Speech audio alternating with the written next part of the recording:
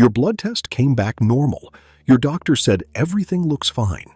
But here's what nobody told you. Normal blood sugar doesn't mean your insulin is normal, and by the time your numbers finally change, the damage has already been building for years. Today we're covering 7 mistakes that are silently pushing your body toward insulin resistance. Stay until the end. I'll reveal the one blood test that actually shows what's happening inside. Mistake number 7. Eating your carbohydrates first.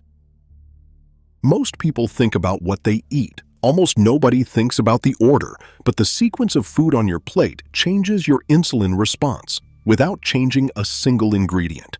When you eat vegetables and protein first and carbohydrates last, fiber creates a physical barrier in your gut that slows glucose absorption dramatically. A 2023 study in diabetes care gave participants identical meals but varied the order. When carbohydrates came last, post-meal glucose spikes dropped by up to 73%. Not from changing the food, from reordering it. Eat the salad first, protein second, carbohydrates last. The food doesn't change. The metabolic outcome does. But if meal order surprises you, mistake number 6 will genuinely stop you because it's something you probably do every single morning without questioning it. Mistake number 6. Drinking cold water first thing in the morning. This is not something your doctor will mention, but the temperature of your first glass of water directly affects your fasting blood sugar. When you drink ice-cold water in the morning, your blood vessels tighten to protect core temperature. This activates the fight-or-flight system. Cortisol is released, and cortisol signals your liver to release stored glucose before you've eaten anything. Between 4 a.m. and 8 a.m., your body is already releasing cortisol as part of waking up, the dawn phenomenon. For people with any insulin resistance, that rise is already higher than normal. Cold water adds another cortisol trigger on top. Room temperature water does the opposite. It activates the parasympathetic system, your rest and digest mode, without the additional glucose spike. And if your morning routine is already affecting your insulin, mistake number 5 will reframe how you think about exercise entirely. Mistake number 5. Doing fasted high-intensity cardio. Fasted cardio is marketed as a metabolic win. For some people it is, but for anyone with early insulin resistance, exercising hard on an empty stomach can raise blood sugar instead of lowering it.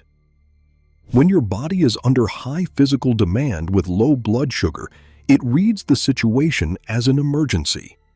Cortisol surges. Your liver dumps stored glucose into the bloodstream. Blood sugar rises sharply. And for people with sluggish insulin clearance, it stays elevated for hours after the session ends. A 2020 study in the Journal of Physiology found that fasted high-intensity exercise produced significantly higher cortisol and post-exercise glucose than exercising after a small, low-glycemic meal. Low-intensity fasted movement, a walk, easy cycling, does not trigger the same response. If your morning blood sugar is inconsistently high, your pre-breakfast workout may be the reason. But here's what almost no one connects to insulin resistance, and it has nothing to do with food or exercise at all. Mistake number 4. Exposing yourself to artificial light after dark. Your pancreas has a biological clock, and light controls it. When light enters your eyes after dark, from a phone, a TV, or an overhead LED, your brain suppresses melatonin. Most people know melatonin affects sleep. What most people don't know is that melatonin receptors sit directly on the beta cells of the pancreas, the cells that produce insulin. When evening light suppresses melatonin, insulin secretion in response to glucose becomes measurably less efficient. A 2012 genome study found that people with a variant in the MTNR1B gene, the melatonin receptor gene, carry a significantly higher risk of type 2 diabetes. The pathway runs directly through this connection. Dimming lights and screens 2 hours before sleep improves melatonin, improves overnight insulin regulation, and lowers fasting blood sugar the following morning. This is not a wellness tip. It is molecular biology. Now here's one that sounds almost too simple to matter.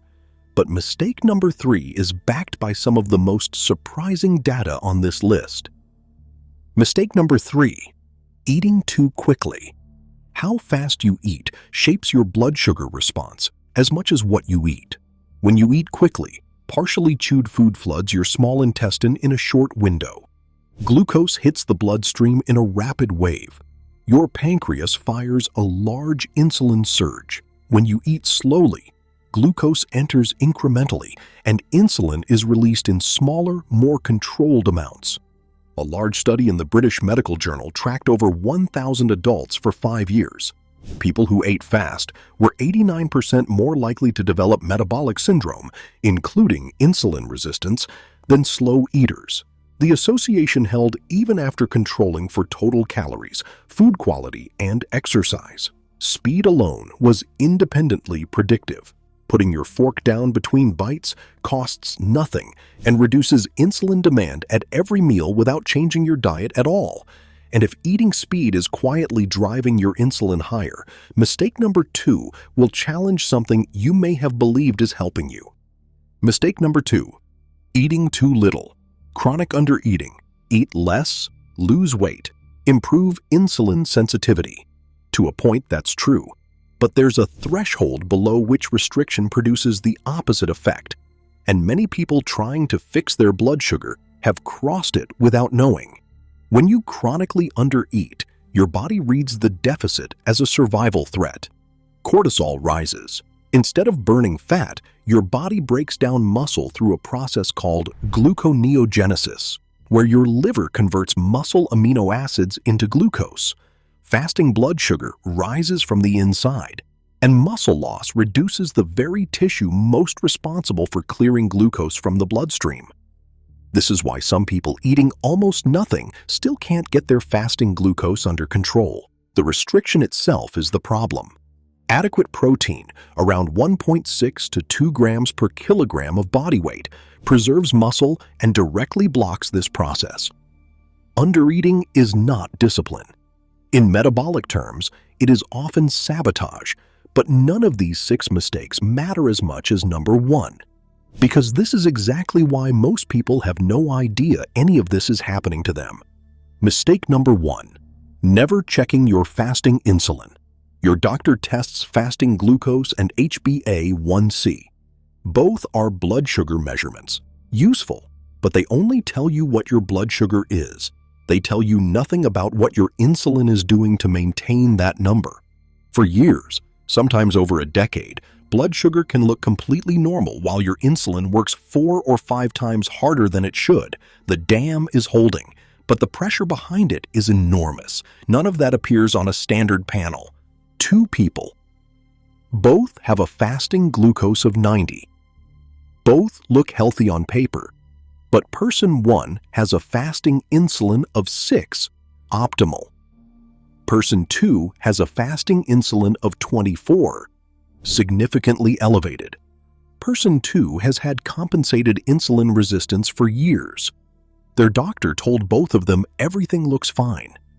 Combining fasting insulin with fasting glucose in a formula called HOMA-IR gives you a score that directly measures insulin resistance right now. A score below 1.5 is insulin sensitive, above 2.5 is resistant. HOMA-IR rises years before fasting glucose shows any change, making it one of the most sensitive early markers available. Ask your doctor to add fasting insulin to your next blood panel, or get it privately.